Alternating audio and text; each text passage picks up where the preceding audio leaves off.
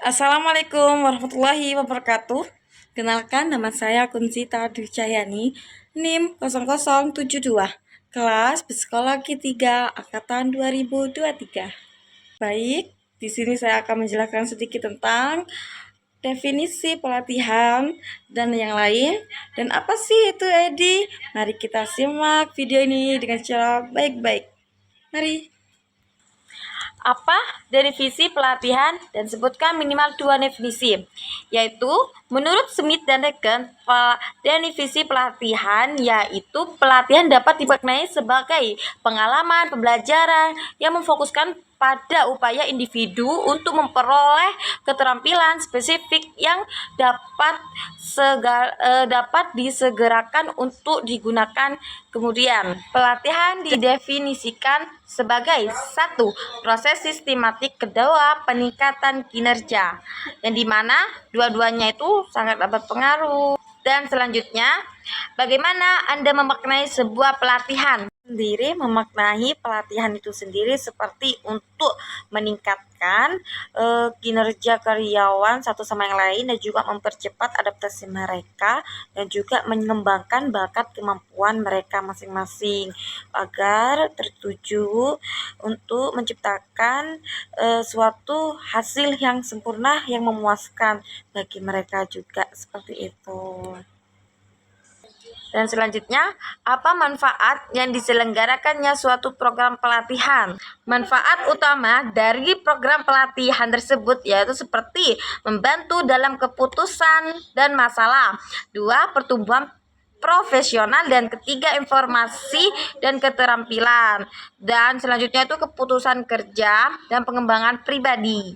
Seperti itu dan yang lain-lain ya. Selanjutnya yaitu hambatan apa saja yang sering muncul ketika suatu program pelatihan dilaksanakan? Hambatan apa saja yang sering muncul? Yaitu seperti keterbatasan sumber daya, seperti metode pelatihan yang tidak efektif, dan juga motivasi karyawan, dan juga perubahan teknologi, yang dimana keterbatasan sumber daya itu seperti waktu dan juga dana, seperti itu, seperti masukan, seperti itu ya. Dan selanjutnya itu sebutkan indikator yang menunjukkan bahwa suatu pelatihan bisa berjalan efektif dan efisien. Nah, seperti apakah agar semua itu terjalan efektif dan efisien? Yaitu durasi pelatihan, yaitu seperti menunjukkan waktu, seperti itu ya. Dan juga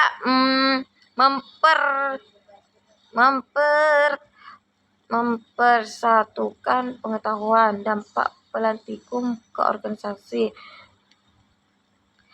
Nah, ada lagi nih ya, sebutkan indikator yang menunjukkan bahwa suatu pelatihan bisa berjalan efektif dan efisien. Nah, seperti apa sih supaya menjadi efektif dan efisien? Nah, salah satunya itu seperti seperti durasi waktu, seperti mempersatukan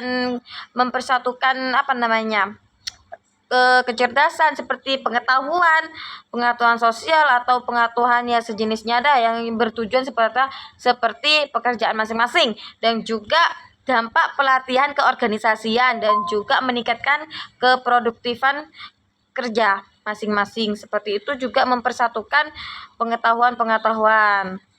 Selanjutnya ya, itu apa saja syarat yang harus dipenuhi untuk menciptakan suatu program pelatihan yang efektif? Seperti apakah itu? Baiklah ya, adapun syarat-syarat untuk program pelatihan tersebut ya. Yang pertama itu seperti pengembangan kebutuhan pelatihan, tentukan tujuan pelatihan, seperti pemilihan metode, implementasi program yang dipilih yang jelas, terus kualitas peserta dan pelatihnya. Untuk pertanyaan yang terakhir ini, apa yang Anda ketahui tentang model ADI dalam program pelatihan? Seperti apa sih yang dimaksud dengan program model ADI tersebut? Yaitu model ADI adalah sebuah model pengembangan yang mempelajari yang digunakan untuk desain instruksional, yaitu proses lengkap dari pendesainan, pengembangan, dan penyajian konten pembelajaran seperti itu, yang dimana EDI analisis, desain, mengembangkan, implementasi, evaluasi seperti itu ya. Dan juga apa makna dan definisi dari analisis kebutuhan tersebut. Oke, baiklah, bagaimana ya? Baik, makna dan pelatihan dan definisi tersebut seperti apa? Analisis kebutuhan pelatihan adalah sistematis untuk mengidentifikasikan kesenjangan antara keterampilan, pengetahuan, dan kompetensi yang dimiliki individu tersebut dengan kebutuhan pekerjaan atau organisasi. Sekian dari saya. Terima kasih. Wassalamualaikum warahmatullahi wabarakatuh.